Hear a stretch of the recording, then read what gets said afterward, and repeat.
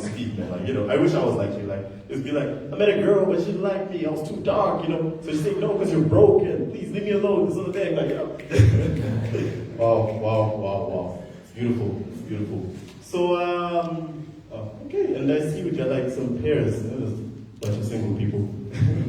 Alright, so last week was Valentine's Day. That was last Friday, right?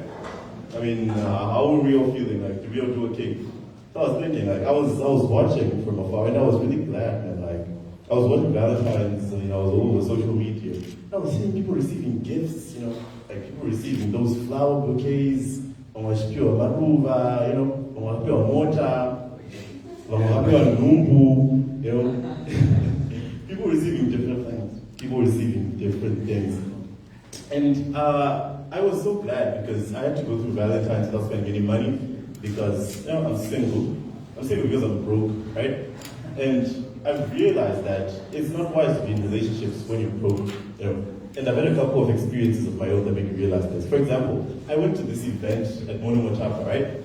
Went to this event and I met a girl, everything was going well. So we exchanged numbers. Oh, hi, thank you, I'll call you, right? And right at the doorstep, she then stepped into a brand new Range Rover. And I'm like, Aisha, right? And yeah, steps into a brand new Range Rover, and then it showed me my place. So I was like, no, I'm not going to do this, right? And you move on. I also had another incident. I went for a date where I had $25, right? So I had $25, went for the date, then I got a plate of $15, and then I got mocktails for $4 each, right?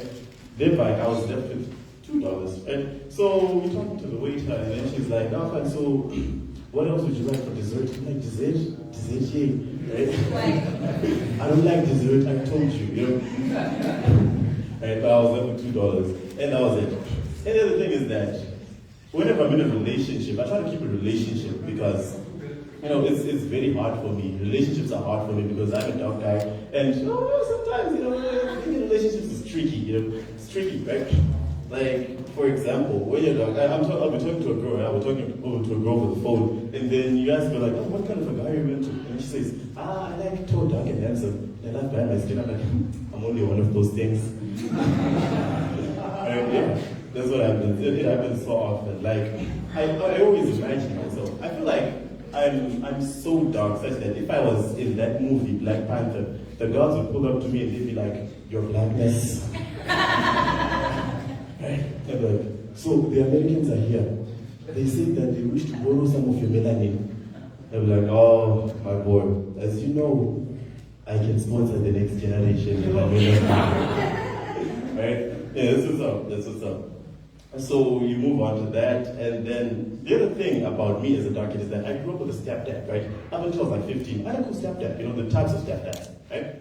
There's like the good stepdad, and then there's the okay stepdads, like they just stay in their places, they know their stepdads, stay there, right? And then there's the one that get into your life and it's like Scar took over the pride hands, everything changes, right? So I had a good stepdad. So what I didn't like about this guy is that he introduced me as his real son, There's nothing wrong with being introduced as the real son. The problem was that this guy had a white grandfather, right?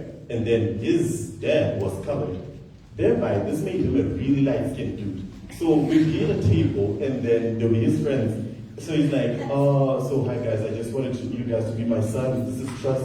And people are your son. And they look at him, and they look at me, and they're like, nah, bruh, nah.